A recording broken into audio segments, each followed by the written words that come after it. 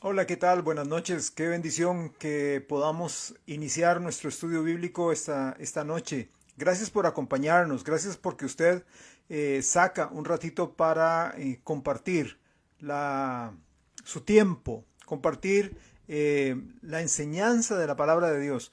Eh, si bien es cierto, tenemos a veces estudios bíblicos devocionales, muy devocionales como fue el Salmo 23. En este caso, que estamos estudiando la historia de la iglesia, este es un estudio un poco más, vamos a decir, quizá un poco más seco, ¿ok? Porque es histórico doctrinal. ¿Verdad? Hay historia y hay doctrina. También hay aplicación práctica, claro que sí. También hay una aplicación en devocional para nosotros, pero en su mayoría es este tipo de lecciones, ¿verdad? Un poquito más seco, vamos a decir, o usar esa palabra. Entonces, yo quiero pedirle su paciencia, yo quiero pedirle que no se me aburra, sino que más bien le coja sabor a esta historia de la iglesia. Vamos a orar para entrar de lleno a nuestro estudio en esta noche. Bendito Dios, bendito Padre, te amamos y te bendecimos. Gracias Dios porque estás acá y porque tienes el control de tu palabra y de este estudio. En Jesús oramos, amén. Muy bien, la semana pasada nosotros terminamos nuestra lección hablando de tres lugares importantes. ¿Los recuerda? Tres lugares importantes en la historia de la iglesia. ¿Cuáles eran? Antioquía de Siria, Alejandría en Egipto y Roma. Roma en Italia. El fundamento propiamente de la iglesia nosotros lo encontramos en el libro de los Hechos de los Apóstoles. O sea, acá en ese libro vemos a Dios estableciendo iglesias en Asia Menor y en Europa, lo que es Turquía hoy y el área de Grecia, tanto central como hacia el norte. Algo muy interesante de notar es que Dios siempre fue del oriente hacia el occidente para establecer iglesias. Es algo curioso, vieran que es algo muy interesante. Dios no lo hizo al revés, no fue, a veces nosotros decimos, no, hombre, pero suena como que las cosas Dios las hace así como, ¿verdad? A lo que caiga, ¿verdad? No es así. Dios siempre tiene un plan, Dios tiene un propósito. Usted lo puede ver en el ministerio personal de nuestro Señor Jesucristo. No fue que Él empezó así nomás su ministerio en cualquier lugar, no, Él escogió un lugar específico y fue en aumento, iba a ciertos lugares en ciertos momentos, porque Él tenía un plan. Bueno, cuando Él establece iglesias, Él lo hace desde del oriente hacia el occidente, o sea, del este hacia el oeste. Incluso hay algo muy interesante, que uno puede ver que en los grandes avivamientos que han existido, Dios siempre ha trabajado de la misma manera. ¿Por qué, pastor? A saber, a saber, pero sí es algo interesante que me ha llamado la atención mientras lo he estudiado. No encontramos, cuando vamos al libro de Hechos, no encontramos un final. En el libro de Hechos no hay un final, ¿verdad? Como por ejemplo los evangelios, que habla del nacimiento del Señor Jesucristo y pasa todo su ministerio, la traición, la muerte, la resurrección y se acabó.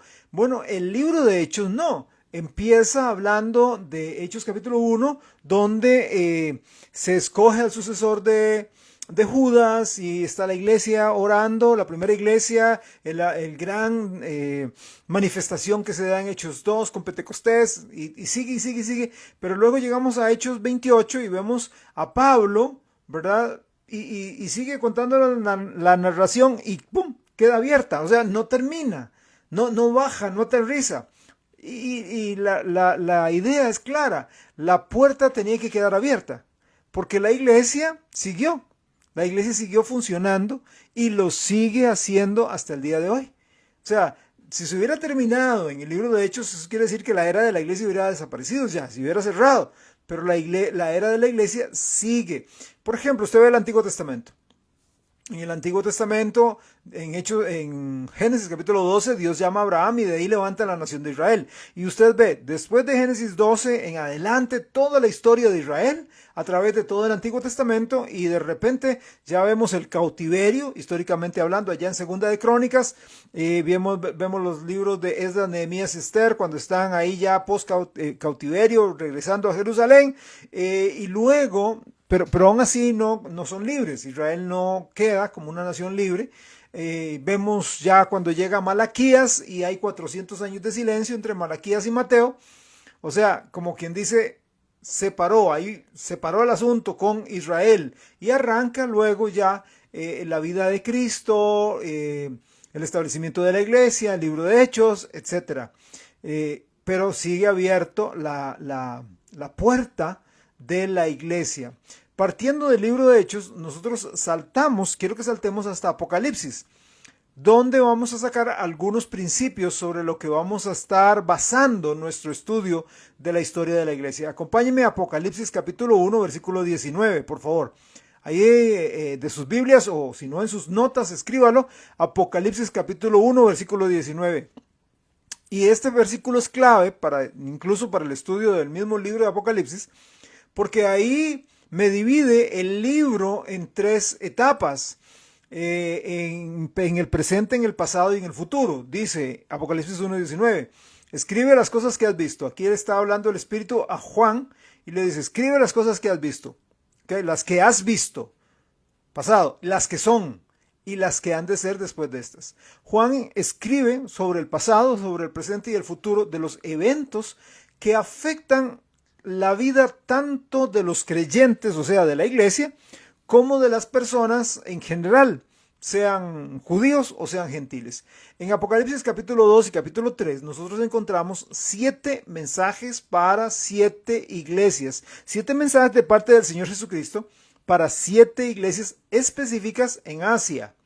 Eran 7 iglesias reales que si estuviéramos en ese entonces y nosotros dijéramos vamos a ir a Tiatira, ahí hubiéramos encontrado una iglesia local. ¿Okay? Según algunos estudiosos, y de ahí es donde me quiero basar, según algunos estudiosos, esas 7 iglesias también nos representan 7 etapas o 7 edades o 7 eras por las que la iglesia del Señor Jesucristo ha pasado. ¿Ok? Por eso es que yo le dije que este no es un estudio común y corriente de la historia eclesiástica como tal vez usted quizá ha recibido anteriormente. Es un poco diferente porque lo estoy basando en estas 7 eras y usted espero me acompañe de la mano viendo esas eras y viendo cómo la iglesia se fue desenvolviendo a través de la historia. Aunque las fechas en las que estas iglesias han sido dadas y estas fechas pueden variar un poco, es importante notar los periodos en los que ellas se desenvolvieron, ¿verdad? Lo que aconteció ahí. Ahora bien, esta es una propuesta, ¿ok? No es palabra de Dios. O sea, digo yo, no es palabra de Dios que es infalible, que va, no sé, por decir algo, del año 200 al 325 exacto. No 326, ni 327 o 322. No, hermanos. La historia nos ayuda, pero la historia no es infalible como la palabra de Dios sí lo es. O sea, si la palabra de Dios dice algo, esta es infalible, ella no miente, ella es inquebrantable. Pero como estamos entrando en periodos de historia, puede ser que algunos años varíen un poco, porque de repente usted por alguna otra razón puede leer algo y decir, ajá, ve, el pastor dijo 325 cuando era 320. O sea, otra vez, los años son aproximados. ¿Estamos de acuerdo? Bien, son 7 iglesias a las cuales el Señor se dirige. La iglesia de Éfeso, Esmirna, Pérgamo, Tiatira, Sardis, Filadelfia y la Odisea. Y quiero dar otra vez algunas fechas estimadas donde vamos a ver cómo calzan las edades y el traslado de la iglesia del Señor Jesucristo. Partiendo del libro de Hechos, recuerda, el Señor Jesucristo empodera a la iglesia en Hechos 2, cuando les da el Espíritu Santo, ¿verdad? Allá en Pentecostés, y ahí viene todo el proceso de la iglesia, el establecimiento de diferentes iglesias, el ministerio de los judíos a los gentiles, ¿verdad? Pablo como apóstol de los gentiles, estableciendo iglesias, los viajes misioneros que Pablo y Silas, Pablo y Bernabé hicieron con la compañía de Lucas, etcétera, ¿verdad? Cómo ellos van creciendo, haciendo crecer el evangelio, ¿bien? Pero como dije anteriormente, la puerta queda abierta, entonces necesitamos ver qué pasó después de Hechos 28, ¿okay? Después del último capítulo de Hechos hasta nuestros días, ¿sí? Entonces, la iglesia en Éfeso, el periodo de Éfeso va desde aproximadamente el año 90 después de Cristo hasta más o menos el año 200 después de Cristo. ¿Ok? Éfeso desde el 90 hasta el 200. Esmirna nos representa un periodo de tiempo desde el año 200 hasta el 325 después de Cristo, del 200 al 325. Pérgamo nos representa un periodo de la iglesia del año 325 hasta el año 500, 325 al año 500. Tiatira nos representa un periodo del año 500 al año 1000 después de Cristo, desde el 500 al 1000, Tiatira, ¿ok? Luego sigue Sardis, que va o nos representa desde el año 1000 hasta el año 1500 después de Cristo, del 1000 al 1500 después de Cristo.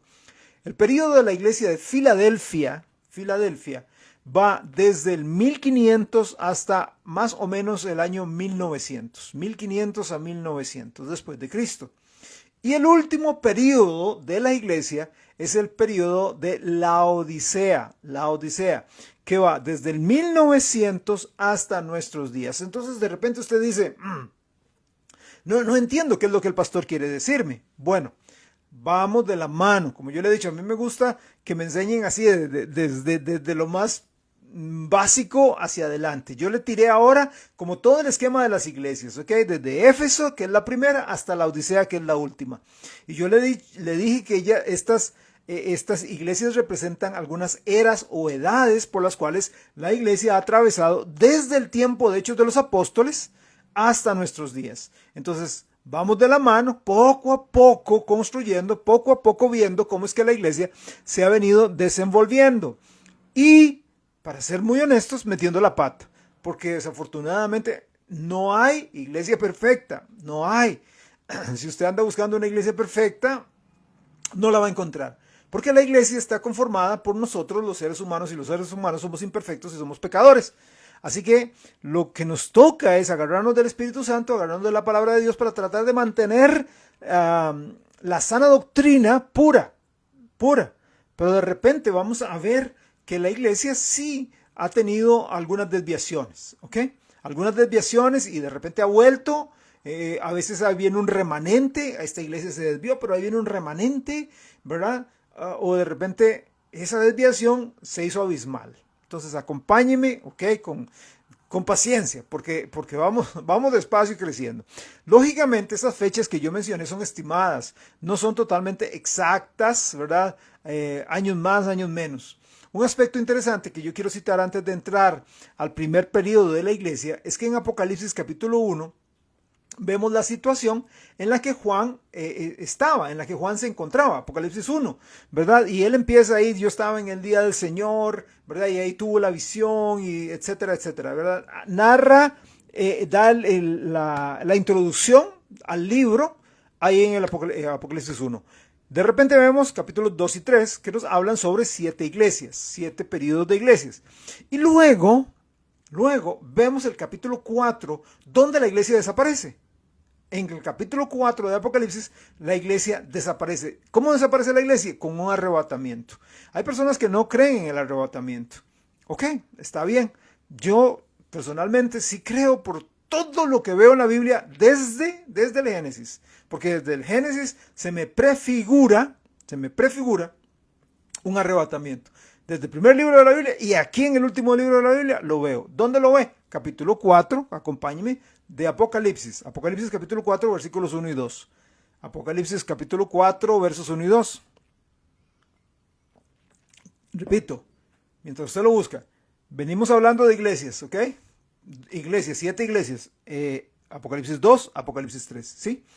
Y de repente llegamos a Apocalipsis 4. Y después de Apocalipsis 4 no se vuelve a mencionar la iglesia. ¿Por qué no se vuelve a mencionar? Porque el Señor la raptó, porque el Señor la arrebató, se la llevó. Dice, ahora sí, Apocalipsis 4:1. Después de esto miré y he aquí una puerta abierta. ¿Dónde? En el cielo.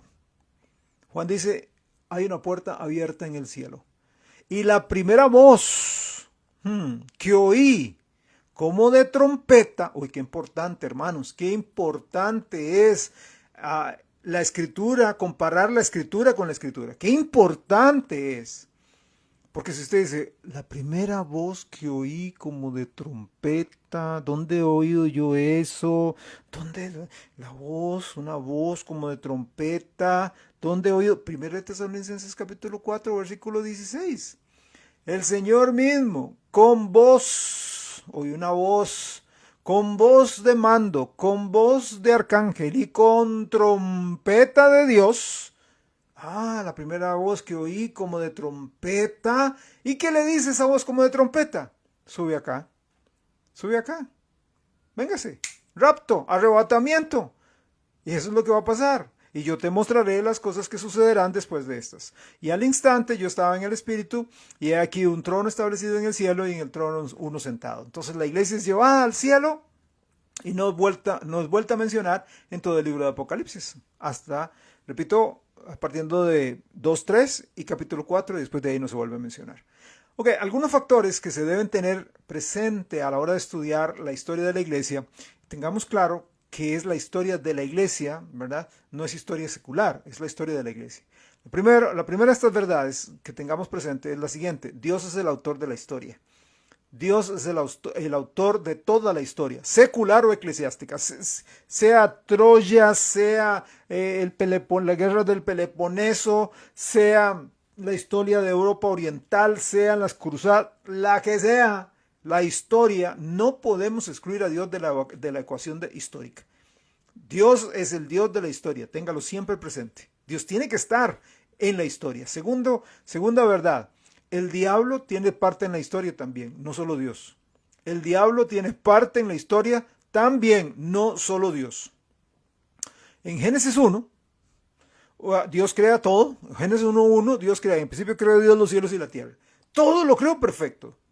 Dice Isaías que él creó la tierra para ser habitada. O sea, todo lo hizo perfecto. Pero inmediatamente se mete el diablo en escena para tratar de echar a perder los planes de Dios. Imagínense un juego de ajedrez. Dios hace la primera jugada, ¡pum! Dios hace la primera movida, ¿verdad? Crea todo y lo crea perfecto. El diablo entonces hace su movida.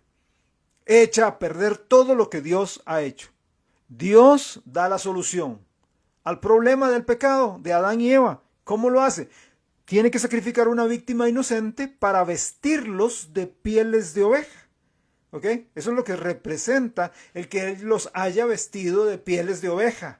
Recuerde que ellos hicieron hojas, hicieron un vestido ahí con hojas de higuera, se taparon con hojas, pero Dios les quitó eso y los puso vestidos de pieles. O sea, tuvo que sacrificar un inocente. Esa era la esencia. Debía morir un inocente en lugar del culpable. ¿Ok?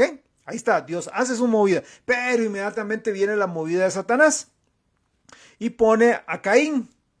Y entonces, ¿qué vemos? Vemos a Caín acercándose a Dios a su manera, con obras de sus manos, llevándole a Dios no un cordero como Abel, no un sacrificio, no un inocente para que muriera en su lugar por sus pecados, sino Caín tiene su propia religión, forma su propia iglesia. Y entonces él dice, voy a sembrar lo mejor de la tierra y le llevo lo mejor de la tierra, los mejores chayotes, ayotes, zapallos, papayas, bananos, lo mejor de lo mejor, pero era de la tierra, una tierra que por cierto estaba maldita. Ok, Dios entonces hace su movida y aparta a la simiente de Caín, pero de repente vemos la movida de Satanás.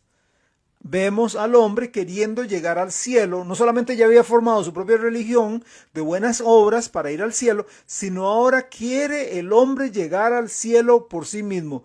Quiere llegar al cielo pero sin Dios. Quiere llegar al cielo por sus propios méritos. ¿Y qué es lo que vemos en la Biblia? La Torre de Babel. La Torre de Babel. ¿Ok? Entonces, Dios viene y mueve la pieza. ¿Ok? Ahora le toca mover a Dios. Dios mueve la pieza. Y entonces Él interviene confundiendo los lenguajes y los seres humanos se corrompen a tal grado, que no se pueden entender. Hasta que ya, bueno, mira, por allá habla alguien español, por allá habla alguien italiano, por allá, etcétera, y se forman los núcleos de gente, las pequeñas sociedades de aquel entonces, y se van y hacen asentamientos. ¿Ok? Bien. Pero el diablo no se queda calmado. El diablo mueve otra vez la pieza y empieza a causar en el ser humano violencia, corrupción a tal grado que la próxima movida de Dios es, no, yo tengo que borrar al hombre de la faz de la tierra. Es que todo designio de los pensamientos de ellos es de continuo solamente el mal. O sea, el diablo había infiltrado tanto su pecado en los hombres, en los seres humanos, que ya ellos no pensaban bien. Vemos en la Biblia que Noé halló gracia ante los ojos de Dios. Noé, su esposa, sus 3 hijos y la esposa de cada uno de ellos. O sea, 8 personas en total son guardadas por Dios en un arca, ¿verdad? Pero otra vez, de repente, nosotros vemos a Dios durante toda la historia moviendo sus fichas, pero al diablo siempre interfiriendo. Toda la historia. Así ha sido toda la historia. Y si no, pues simplemente nos remontamos a la Segunda Guerra Mundial. Ve a Hitler, recuerde a Hitler, siendo instrumento del diablo para tratar de aniquilar de la tierra al pueblo de Dios, los judíos. Y aún en nuestros días sigue estorbando los planes del Señor. Entonces, así como Dios está en la historia, Satanás siempre está en la historia. Siempre. Y número 3, en cuanto a esto, para terminar esta pequeña introducción, en esta historia, donde podemos ver tanto fracaso humano, tanto fracaso suyo y mío, tanto fracaso incluso de la iglesia, Dios triunfará. Dios triunfará. En esta historia, en esta película, Dios ganó. ¿Okay? Y la iglesia está sin mancha ni arruga, no por sí misma, no es porque usted y yo vivamos una vida completamente sin pecado, porque no lo hacemos, pero es por la sangre de Cristo que Él nos ha lavado, que nos ha limpiado, que nos ha regenerado, que Él nos ha santificado. Y es por la sangre del Señor Jesucristo que el Padre nos ve aceptos en el amado.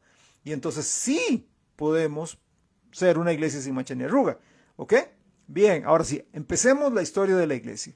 Hablemos de la primera, de la iglesia en Éfeso, que como dije va de un periodo del año 90 hasta el año 200. Esta iglesia es la que se conoce como el periodo, en algunos lugares, post-apostólico. Éfeso significa propósito pleno. Eso es lo que significa Éfeso, propósito pleno. Bueno, esta iglesia recibió su propósito pleno o su propósito de vida de parte de los mismos apóstoles. O sea, los apóstoles tenían sus discípulos, los apóstoles iban envejeciendo, pero ellos iban levantando una nueva generación de pastores para que se quedaran con las iglesias que ellos mismos habían fundado. ¿Ok? Algunos historiadores, como dije, llaman a este periodo posapostólico. En Mateo capítulo 28, versículos 18 al 20, usted lo recordará, se da la gran comisión. Se le da la gran comisión tanto a los creyentes como a la iglesia. Y fue la comisión la de hacer discípulos del Señor Jesús en todas las etnias, en todas las naciones. Y eso exactamente es lo que nosotros vemos en el libro de los Hechos. Iban por todo lugar, Pablo y sus discípulos, levantando iglesias. A pesar de que no contaban con todas las ventajas que nosotros tenemos hoy, medios de transporte más veloces, ellos tienen que moverse a través de camellos, caballos, carretas, ¿verdad? Carruajes, botes de vela o remos, no tenían los métodos, los medios de transporte tan veloces como tenemos, no tenían el internet, no tenían las redes sociales, no tenían los teléfonos inteligentes, no tenían las computadoras, no tenían la imprenta, no tenían el diseño gráfico, no tenían la Biblia completa en un solo tomo, ¿verdad? Antiguo y Nuevo Testamento en un solo tomo. Pero a pesar de no contar con todo eso y más de lo cual nosotros sí contamos y sí gozamos hoy, ellos transformaron el mundo con el Evangelio. Qué interesante, ¿no es cierto? Yo me pongo a pensar, ¿qué haría Pablo con un celular? ¿Qué haría Pablo con un WhatsApp? ¿Qué haría Pablo? ¿Qué haría Pablo ¿verdad? Con la imprenta? ¿Qué haría Pablo con una computadora? ¿Qué haría Pablo con el internet? ¿Qué harían estos hombres y mujeres del primero y segundo siglo? ¿Qué harían? Sin nada de eso. Yo temo que a veces más bien todas esas cosas tan buenas se convierten en distractores. Y nos distraemos y no realizamos la obra de Dios. Bueno, la iglesia en el periodo de Éfeso cometió el gran error de añadir a las escrituras palabras y términos, y eso lo vamos a ver ahorita, no hallados en los manuscritos originales. Lo vamos a ver. Que se desviaron solo un poquito, pero sea como fuere, se desviaron. Y si usted va en un avión o si usted va en un barco o si usted va en una travesía larga en un auto, ¿verdad? Y usted tiene una brújula y la brújula le indica a usted, no sé, voy a especular, 80 grados al norte. Pero de repente usted dice, no voy a ir a 80 grados al norte, yo voy a ir a 79 grados.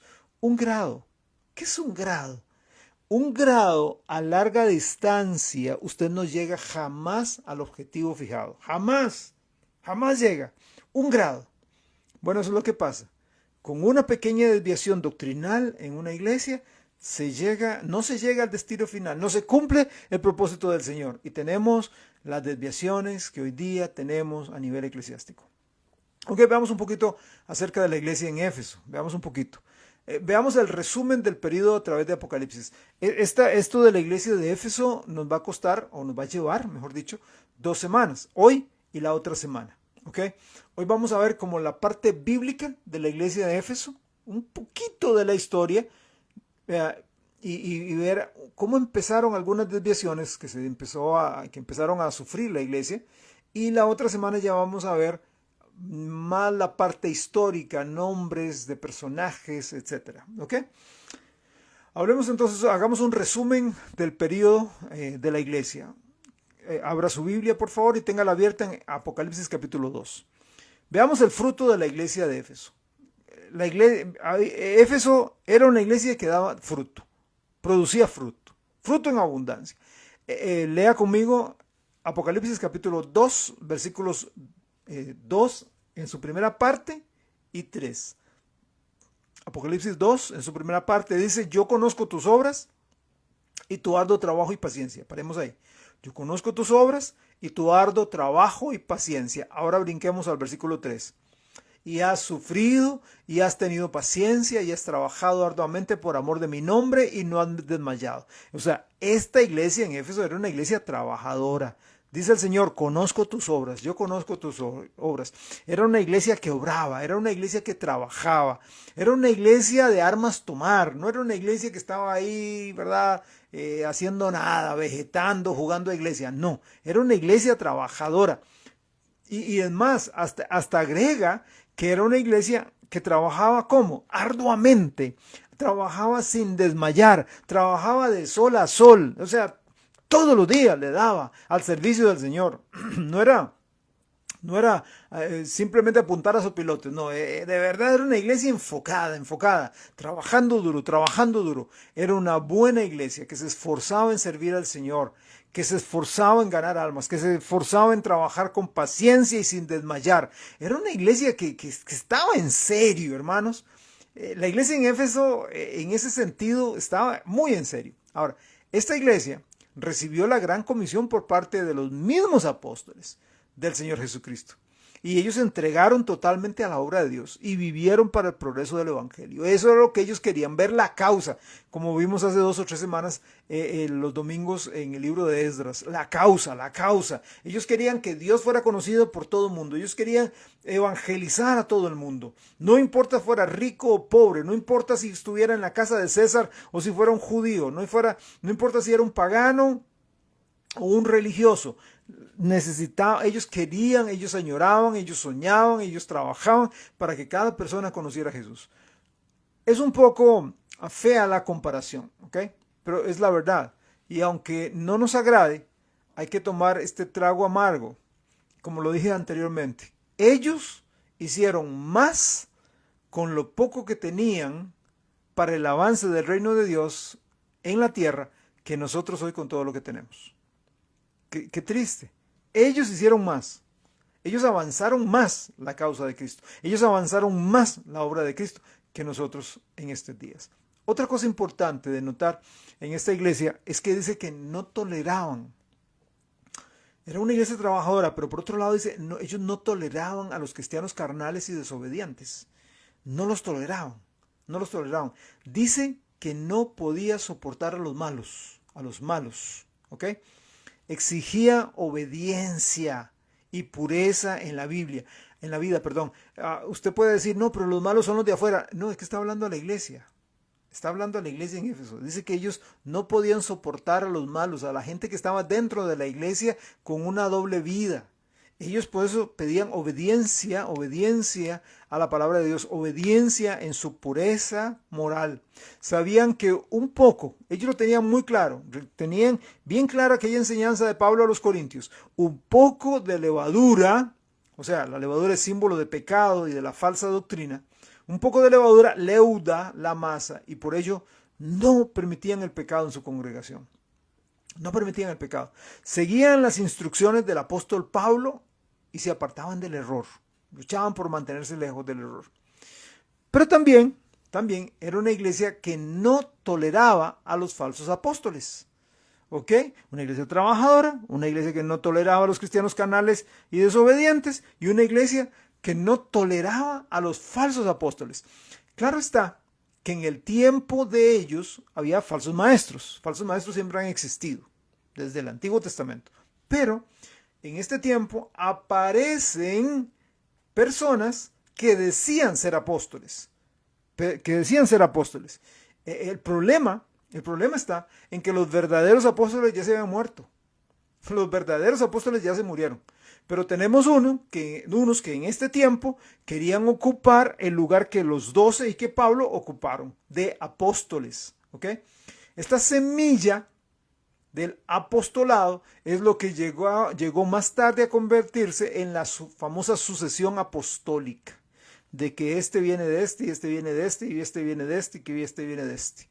Estos apóstoles fueron rechazados por la iglesia de Éfeso. Ellos dijeron, eso no es así. Eso no es así. Los apóstoles verdaderos ya se murieron. Lo que hoy tenemos son apóstoles en el sentido de ser personas enviadas. Usando nuestro término actual, misioneros. Enviados para ir a otros lugares. ¿Ok? Ese es el fruto, ¿verdad?, de la iglesia. Pero también veamos el fracaso de la iglesia en Éfeso. O sea, no todo era color de rosa. Capítulo 2, verso 4. Capítulo 2, verso 4. Dice ahí el Señor a esta iglesia, pero tengo contra ti. Qué triste, ¿verdad? Y una iglesia trabajadora, una iglesia que no toleraba a los hermanos fríos o desobedientes, que no toleraba a los que se decían ser apóstoles. Pero el Señor dice, tengo algo contra ti, Éfeso. Tengo algo contra ti. Has dejado tu primer amor. Has dejado tu primer amor. Ellos dejaron su primer amor. Dejaron al Señor, aunque trabajaban duro para el Señor. Su relación personal con Él se fue enfriando.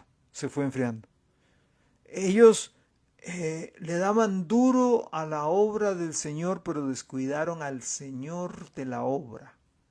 Y eso es un gran peligro que muchas veces en las iglesias sucede, especialmente en las iglesias donde hay muchas actividades. Yo no tengo nada contra las actividades, son buenas las actividades siempre y cuando estén dirigidas para el evangelismo o el discipulado, para captar personas y traerlas al reino. Está bien, perfecto, pero hay que recordar que a veces cuando trabajamos tanto, nos desgastamos, nos cansamos y lo primero que empieza a sufrir es nuestra relación con Dios. Seguimos trabajando, seguimos visitando, evangelizando, cantando, predicando, enseñando, actuando, el ministerio que sea, ¿verdad?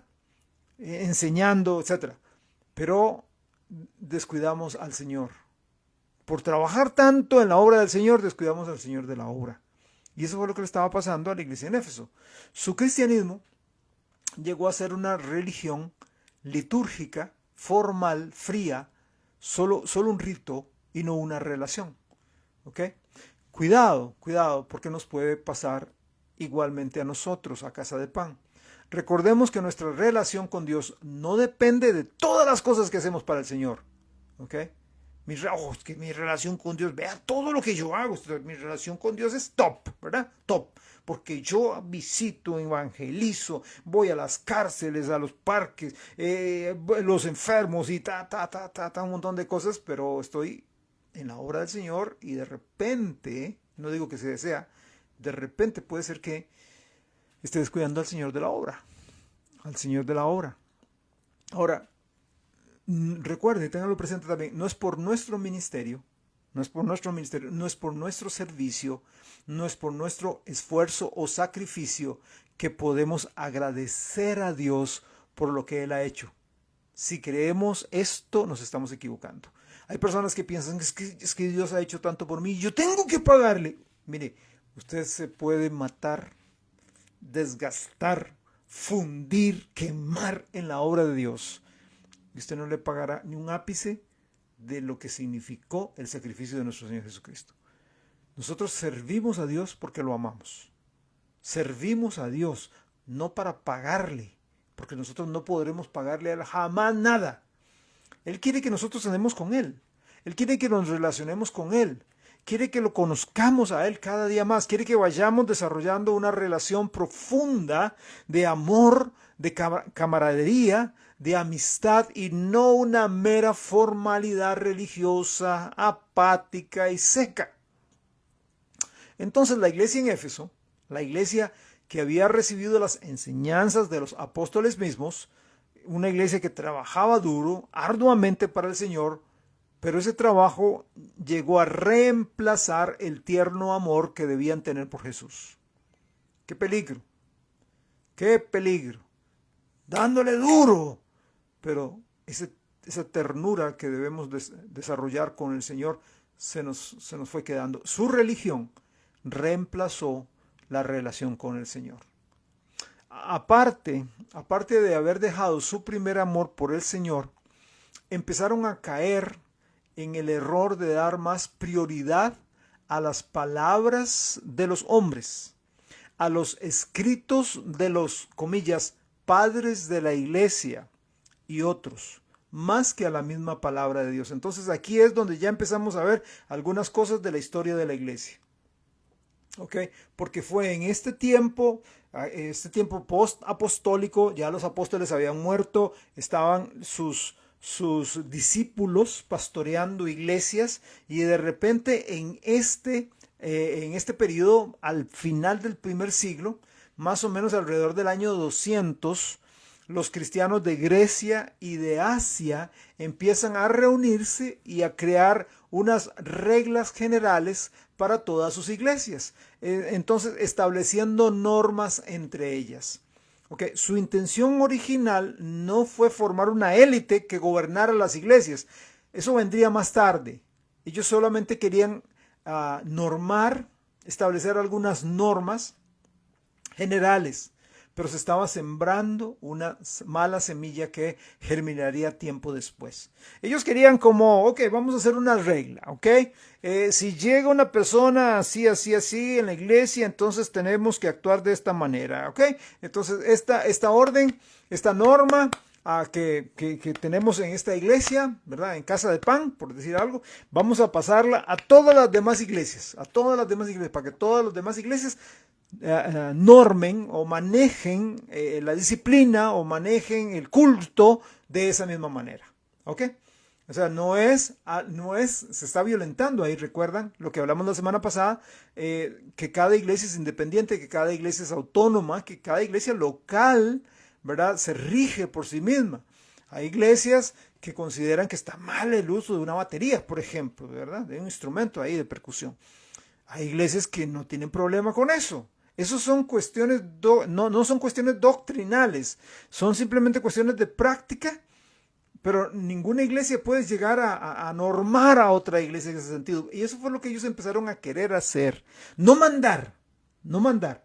No es que, ok, la iglesia de Casa de Pan va a mandar a todas las iglesias más pequeñitas que ella en este... No, así, al principio no fue así, pero sí se estaban sembrando unas semillitas. Nos vamos a reunir para formar un concilio y ver cómo nos debemos manejar las iglesias de todo este sector. ¿Ok? Espero haberme explicado en ese sentido. Durante este tiempo, los primeros símbolos y ritos aparecen en la iglesia. Durante este tiempo. Antes no, pero durante este tiempo post-apostólico sí empiezan a verse. Por ejemplo, la cruz. La cruz la gente no la andaba, no la ponía en las iglesias como la ponemos hoy. No estoy diciendo que es pecado, no estoy diciendo que es malo, pero ahí nace esto, ahí es donde nace. Ahora, sabemos que hay gente que adora, sí, una cruz, eso sí está incorrecto, ¿verdad? Hay gente que pone una cruz para decorar sus membretes o decorar el frente de su iglesia o afuera, la fachada de la iglesia, etcétera. Pero eso no existía en el primer y segundo siglo, no existía. Pero ya en esta época empieza a sacar esto. Empieza a aparecer la cruz. ¿Ok? El bautismo es otra cosa. El bautismo llegó a ser más que un símbolo para los cristianos. Y aquí entonces nombro a uno de esos pastores o uno de los primeros padres de la patria, no, perdón, estoy pensando en el gobierno, padres de la iglesia, llamado Tertuliano, él era un pastor de ese tiempo. Tertuliano en sus escritos sembró las semillas de lo que llegó a ser más tarde la regeneración bautismal. Aquí tenemos, repito, un periodo donde y las iglesias estaban trabajando duro, haciendo la obra, pero este tipo ahí en sus escritos que le mandaba a su iglesia, ¿verdad?, en sus mensajes y escritos que mandaba a otras iglesias para que también lo leyeran, porque la gente así se apoyaba. No es como ahora que tenemos concordancias, diccionarios bíblicos, universidades bíblicas, seminarios, institutos bíblicos, y tenemos tanta... Ahora, en aquel entonces era, bueno, Tertuliano fue bien preparado, y Tertuliano quería ayudar a otras personas. A mí a veces me pasa, hay hermanos que, pastor, usted me tiene algunos mensajes ahí, con mucho gusto, tome. ¿De qué tema quiere? Tome, úselos, predíquelos. La palabra de gracia recibiste, dad de gracia, tome. Bueno, Tertuliano hacía eso. Y entre sus escritos, él empezó a enseñar que el bautismo era necesario para obtener la salvación y la vida eterna. Empezó a enseñarlo. También llamó al bautismo, acá entra una palabra en escena. Por eso yo dije que en este periodo se empezaron a añadir palabras dentro de la jerga eclesiástica que no aparecen en la Biblia y que más adelante llegaron a ser un cima, ¿verdad?, entre la iglesia correcta y la iglesia falsa. Este señor Tertuliano empezó a llamar al bautismo un sacramento. El sacramento del bautismo. Estamos hablando de la iglesia en Éfeso. Estamos hablando antes del año 200, antes del año 300 de Cristo, después de Cristo. Él dice que empieza a decir que esto es un sacramento porque el bautismo, por medio del bautismo tenemos salvación y vida eterna. Palabra sacramento es una palabra que no aparece en la Biblia para nada. Y también en sus escritos este hombre empezó a sembrar la semilla del bautismo infantil. En este tiempo, con relación a la cena del Señor, también empezaron a usar nuevos términos durante este tiempo. empezaron estos padres de la iglesia a usar algunos términos, ¿verdad? Pasa lo que pasa hoy día, ¿verdad? Que de repente, después de estar haciendo la cosa vez tras vez, tras vez, tras vez, año tras año, tras año, tras año,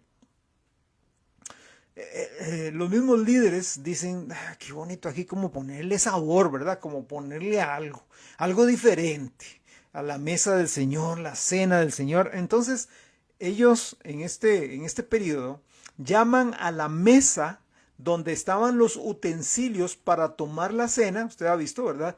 Que tenemos una mesa donde ponemos las copitas, y obviamente en aquel entonces no había las copitas y todo eso que hoy día tenemos tan elaboradito. Lo que se hacía era un copón, una gran copa o unas cuantas copas llenas de vino, jugo de uva y pan sin levadura, a veces una hogaza de pan sin levadura donde la gente iba pellizcando pedazos. O, ¿verdad? No sé cómo lo harán. Y el vino, pues uno tomaba la copa y la pasaba y así sucesivamente, ¿verdad? Bueno, pero esa mesa, en ese tiempo, la llegaron a llamar altar. Altar. Ah, el altar, donde están las cosas de la cena del Señor. Eso en la Biblia, eso en el libro de Hechos, eso en la iglesia, en la primera iglesia, no se vio. No se vio, pero ya empezaron pongámosle algo bonito, algo que, el altar, ¿no? Uy, ahí está el altar. Y entonces por eso la gente ve la cena del Señor. Sí, la cena del Señor debe tomarse con respeto. Sí, la cena del Señor debe tomarse con devoción, pensando en el sacrificio que hizo nuestro Señor Jesucristo. Sí, pero ahí no hay nada místico, ahí no hay nada misterioso. Ahí hay pan sin levadura, punto. Y jugo de la vid, nada más. No está Cristo ahí, en ese pan, ni en esa copa, pero llegaron a decir, el altar, ese es el altar. Y entonces, para que sonara más bonito y que sonara en acorde a eso, la persona o personas que administraban la cena, ¿verdad? Que oraban, que repartían, la llegaron a llamar sacerdote. La llegaron a llamar sacerdote. Wow. Además, durante este tiempo, se escribieron unos libros que supuestamente tenían la misma autoridad que las escrituras. Empezaron a escribir estos famosos padres de la patria, perdón, hermanos, padres de la iglesia, es como estamos en el mes patrio y que acabamos de pasar todas las festividades la semana pasada. Lo tengo ahí en la punta de la lengua. Estos padres de la iglesia empezaron a escribir y de repente la gente empezó a ver estos libros como la equivalencia, eran equivalentes a la Biblia. O sea, dejaron la sola escritura, la sola Biblia, la sola palabra de Dios, la fueron dejando a un lado. ¿Cuáles escritos se fueron apareciendo? Uno de ellos fue la Didaché, así se llama, la Didaché o el Didaché, que es la enseñanza de los 12. Y empezaron a salir algunos libros apócrifos neotestamentarios. Apócrifos quiere decir que no son aceptados dentro del canon bíblico, no fueron aceptados por la iglesia primitiva, en el caso del Nuevo Testamento, por errores, incongruencias, etcétera, y en el caso del Antiguo Testamento porque los judíos rechazaron tajantemente a esos libros que fueron apareciendo a través de los años. Libros apócrifos o deuterocanónicos se les llamó. Y en ese momento entonces empiezan a salir esos libros y la gente empieza a decir, wow, esta es palabra de Dios. Para este tiempo se reemplazó la palabra universal. Ok.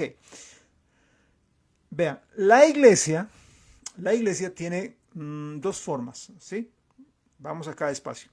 La iglesia es local y visible, ¿cierto? Casa de Pan tiene una localidad y es visible. En San Joaquín de Heredia, diagonal a la estación de gasolina de San Joaquín, hay un edificio donde se congrega Casa de Pan.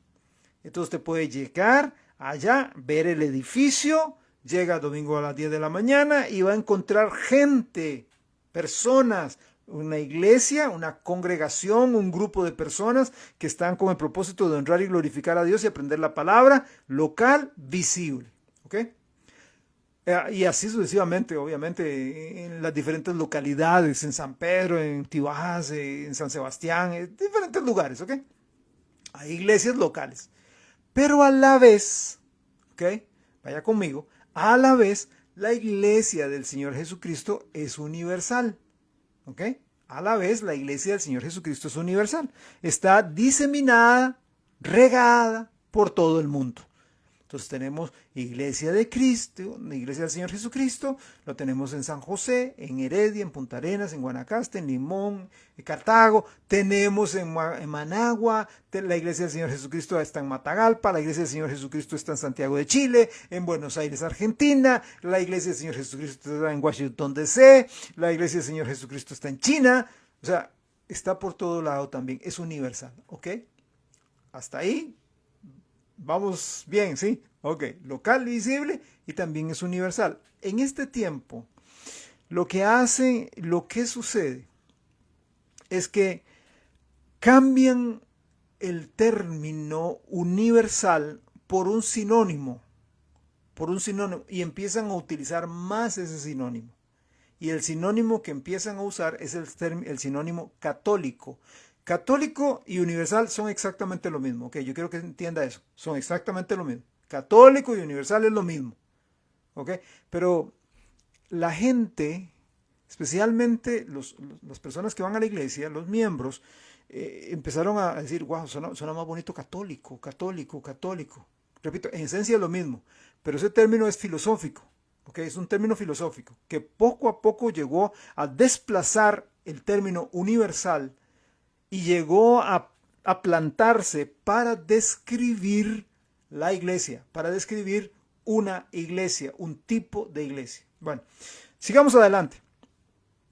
¿Cuál fue la prescripción del Señor? Vimos los frutos, ¿verdad?, de la iglesia, que era una iglesia trabajadora, etcétera. Vimos también el problema de la iglesia, habían dejado su primer amor. ¿Y cuál es la prescripción médica? ¿Qué es lo que el Señor les aconseja? Ahí en Apocalipsis capítulo 2, versículos 5, en su primera parte. El Señor dice, recuerda, estamos en Apocalipsis 2.5, recuerda por tanto de dónde has caído y arrepiéntete y haz las primeras obras. Paremos ahí. Recuerda de dónde has caído, arrepiéntete, haz las primeras obras. O sea, iglesia, hay que volver al principio. Hay que volver al principio. Los de Éfeso necesitaron volver al principio. Tenían que recordar de dónde habían caído. Debían recordar cómo era todo al principio. Debían volver al principio pasando por el arrepentimiento. Dice, arrepiéntanse. Tenían que arrepentirse. Este arrepentimiento tenía que ver con esa indiferencia, esa apatía hacia el Señor, hacia su relación personal con Él a través de la palabra. Vea, cuando nosotros nos empezamos a enfriar en ese sentido, ese cariño, ese amor, ese deseo del Señor de conocerlo más profundamente, cuando eso empieza a irse apagando, el diablo hace fiesta y empieza a ponernos cualquier cantidad de tonterías en la cabeza, que fue lo que le pasó a esta iglesia. Y empezaron a pensar en cualquier montón de tonteras y que este está escribiendo cosas tan bonitas y son del Señor, y que qué bonito cambiar esta terminología, suena más religioso, más místico, más espiritual. Hermanos, ellos necesitaban volver al principio haciendo las primeras obras. ¿Cuáles obras? Las obras que los apóstoles les habían enseñado. Caminar con Cristo, gozarse en esa relación, depender de Él, andar en el Espíritu, hacer discípulos, o sea, evangelizar y discipular. Y le digo la verdad, cuando una iglesia y cuando una persona está enfocada en serio en eso, no tiene tiempo para pensar en otras cosas de menos importancia. Todo lo demás llega a ser secundario. ¿Por qué? Porque para mí, como dijo Pablo, el vivir es Cristo. Yo quiero a Cristo, como decía aquel famoso corito, especialmente usted, mi hermano, mi hermanita, que tenemos años de estar en el Señor. Aquel famoso Cristo, Cristo, Cristo, Cristo en la mañana, Cristo al mediodía, Cristo al anochecer. Qué lindo era, ¿verdad? Te amo, te alabo, qué bonito. ¿Ok?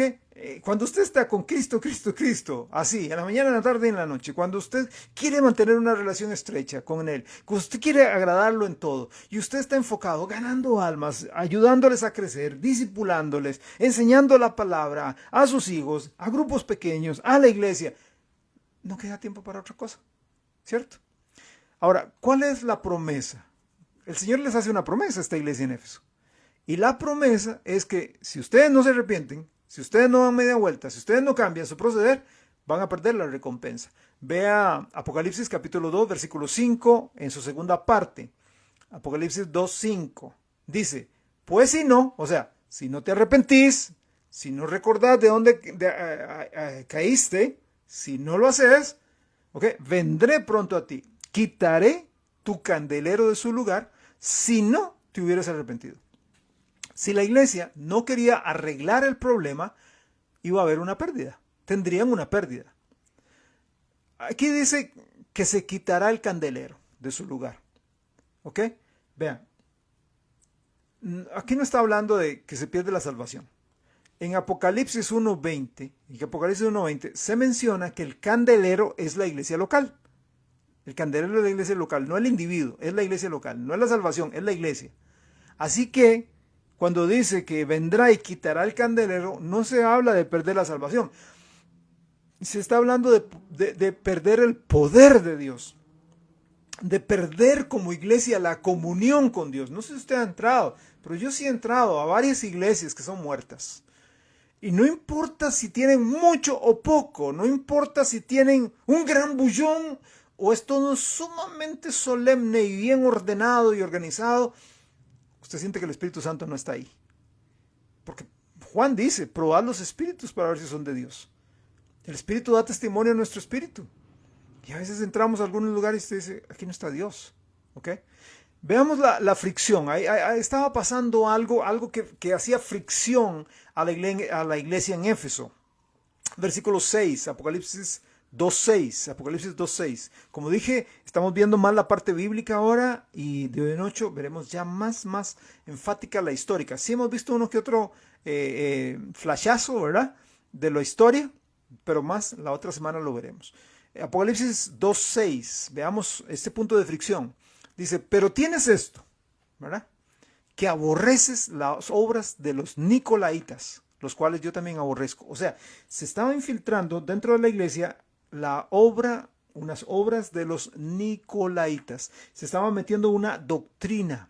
Los efesios aborrecían las obras de los nicolaitas. Se estaban levantando durante ese tiempo eclesiástico, donde ese periodo, ¿ok? A nivel de iglesias por todos lados se estaban levantando estos brotes. Y la iglesia en Éfeso decía, no, está mal, eso está mal. Nicolaita, para que tenga usted ahí en su acervo, Nicolaita viene de dos palabras griegas. La palabra griega, esta palabra Nicolaita no es una traducción, es una transliteración. ¿Ok? Viene de dos palabras griegas. Nikao significa conquistar. Y laos significa laico, personas comunes y corrientes. Nikao, conquistar, laos, laico, personas comunes y corrientes. La palabra nicolaita entonces implica conquistar a los laicos. Esta doctrina de los nicolaitas es el establecimiento que empezó sus semillas, que empezó esa ramificación durante este tiempo, durante estos primeros siglos de la era cristiana, de una clase sacerdotal sobre los laicos o sobre los miembros comunes y corrientes para gobernarlos y controlarlos. Es en este periodo de la iglesia donde vemos el comienzo de la división que se fue asentando cada vez más entre el clero, la cúpula religiosa, y el laicado. Esta idea de clero y laico, nosotros somos el clero, ustedes son los laicos, ¿verdad? El clero somos estudiados, el clero sabemos griego, romano, latín, hebreo, sabemos, hemos estudiado teología pura, sistemática, dogmática, etc. Ustedes son miembros que tienen que dejarse dominar, ¿ok? Por nosotros los que sí sabemos. Nosotros le decimos qué leer y qué estudiar y cuándo hacerlo y cómo hacerlo. La Biblia dice que Dios aborrece esta doctrina. Aunque en la Biblia hay una división de responsabilidades en la iglesia, Dios no hace excepción de personas. El pastor, en este caso mi persona, en Casa de Pan, es la cabeza puesta por Dios y yo tengo responsabilidades que los hermanos en la iglesia no tienen, ¿ok? Es una cuestión de administración de parte de Dios, ¿ok? Pero no es que por ser pastor yo puedo dominar la vida de la gente, no es que por ser pastor yo soy superior a los demás, o no, como la gente a veces dice, pastor, es que usted que está más cerca de Dios, vea, mi hermanito, mi hermanita, yo tengo que estar tan cerca de Dios como usted lo está, o usted tiene que estar tan cerca de Dios como yo lo debo estar. Yo no soy superior a ustedes. Por el hecho de tener el título de pastor, ser llamado al pastorado, no quiere decir que yo soy superior a ustedes, ¿ok? No hay nadie superior en la congregación o que está en una posición para conquistar a los miembros. Sí, el pastor, repito, tiene la prerrogativa de parte de Dios, el poder y la bendición de parte de Dios de tomar decisiones, de las cuales va a dar cuenta también. ¿Ok? No es que va a vivir la vida loca y va a hacer lo que le da la gana y va a tomar decisiones como le place, ¿verdad? No, vamos a tener que dar cuenta a Dios. La Biblia lo dice claramente en Hebreos y en Pedro. Vamos a dar cuenta de cada decisión. Ahora, hay que tener cuidado, hermanos, hay que tener cuidado en nuestros días. Cuando un líder en la iglesia, siguiendo la doctrina de los nicolaitas, dice que por su educación o por su puesto en la iglesia, tiene una relación especial con Dios. Esta doctrina de los nicolaitas da ingreso al gnosticismo, doctrina con la cual el apóstol San Juan luchó montones. Recuerde que Juan fue el último apóstol en morir. El hombre vivió cualquier cantidad de tiempo, y él luchó porque estos nicolaitas están levantando el gnosticismo. El gnosticismo enseña que entre más conocimiento tiene un individuo, más cerca de Dios está. O sea, si yo me he tragado un chorro de libros de teología y de hermenéutica y de homilética y de etcétera, de doctrina, entonces yo estoy más cerca de usted, de Dios, perdón. Y si usted no se ha leído ni un solo libro, usted no está tan cerca de Dios. O sea, es el conocimiento puro lo que lo acerca a usted a Dios. Esto está totalmente equivocado. Es una aberración. Damas y caballeros, es una aberración. ¿Cuál es la amonestación? Y con eso terminamos hoy. ¿Cuál es la amonestación que le da?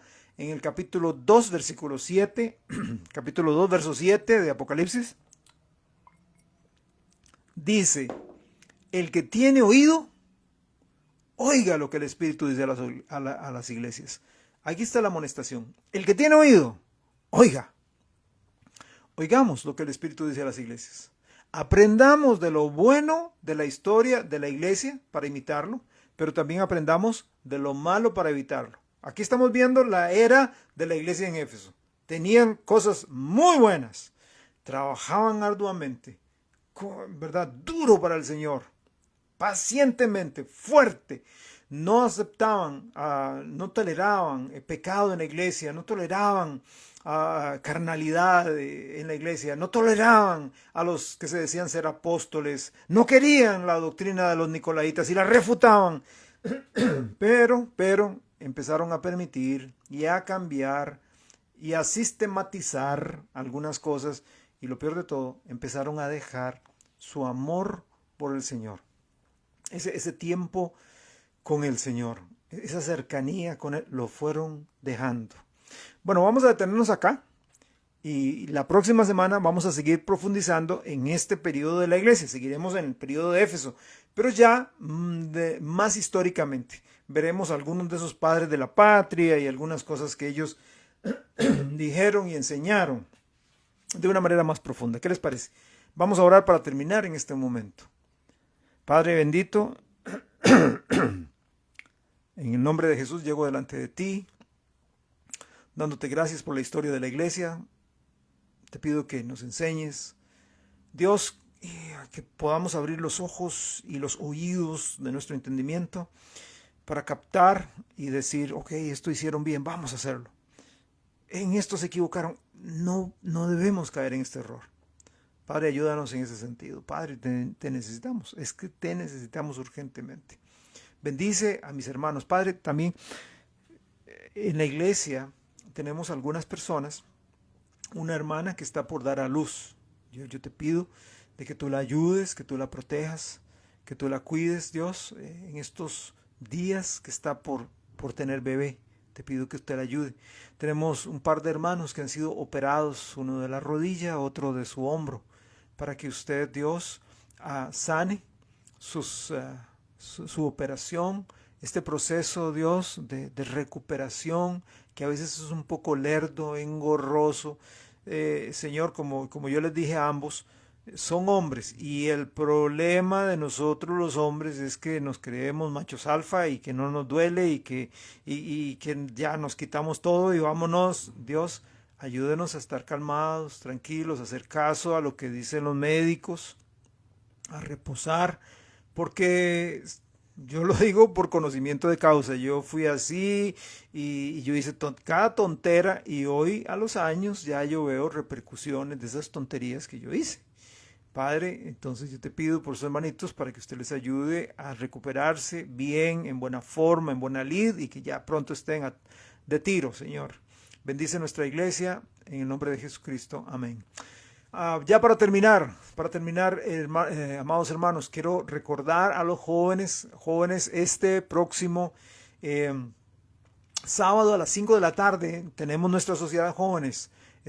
Se tocó el tema de los dones espirituales y se va a seguir con el tema. Así que chicos, a las 5 de la tarde este sábado. Y el domingo vamos a tener una celebración patria, como yo lo mencioné el domingo pasado. Nos hubiera gustado tener el domingo pasado, más cerquita del 15 de septiembre, pero veníamos corriendo y luchando con un montón de cosas de la obra que tuvimos, del musical. Gracias a Dios, Dios nos bendijo, fue un tiempo muy especial. Pero vamos a tener el ratito para celebrar a nuestra patria y vamos a tener ahí música alusiva. Queremos invitarle, si usted quiere llegar, llegue ahí a la usanza típica, ¿verdad? Como usted quiera, para que pueda estar ahí. Si no tiene pañuelo, si no tiene el chonete, si no tiene la camisa blanca, el jeans, no hay problema, llegue como quiera, ¿ok? La idea es glorificar a Dios. Si seguimos y terminamos, Dios primero, el libro de Esdras. Terminamos el libro de Esdras, capítulo 7. Todavía nos falta. Esdras, capítulo 7, lo terminamos. Bueno, no les quito más tiempo. Que Dios me los bendiga, que Dios me los guarde, que puedan descansar bastante. Los que no han cenado, pues coman despacio, ¿verdad? Porque hay que acostarse pronto. Dios me los bendiga. Un gran abrazo de nuestra parte, de mi esposa, mi hija y mi persona.